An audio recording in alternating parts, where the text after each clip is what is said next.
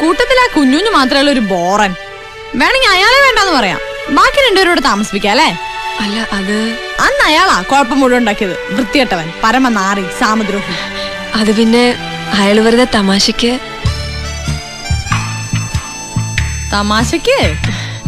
എങ്ങനെ എങ്ങനെ എങ്ങനെ എങ്ങനെ തമാശക്ക്? നീ വേഗം റെഡിയാ, സ്കൂളിൽ പോ. ഇതിനൊരു തീരുമാനം ഉണ്ടാക്കിട്ട് പോവാം. തീരുമാനോ? എന്തിനാ? ഈ തമാശക്ക് കാഞ്ഞിരപ്പള്ളി അച്ചായനും കുമാരൻ സാഹിബിന്റെ കമലമോളും കൂടിയിട്ടുള്ള ഈ ടോം ആൻഡ് ജെറി തമാശ തുടങ്ങിയിട്ടേ കുറച്ചു നാളായെന്നുള്ള വിവരം എനിക്ക് നേരത്തെ കിട്ടി. എവിടം വരെ പോകുന്നു നോക്കുമായിരുന്നു ഞാൻ. പക്ഷെ അന്നത്തെ ഗെറ്റ് ഔട്ട് ആകെ കൺഫ്യൂഷൻ ആക്കി.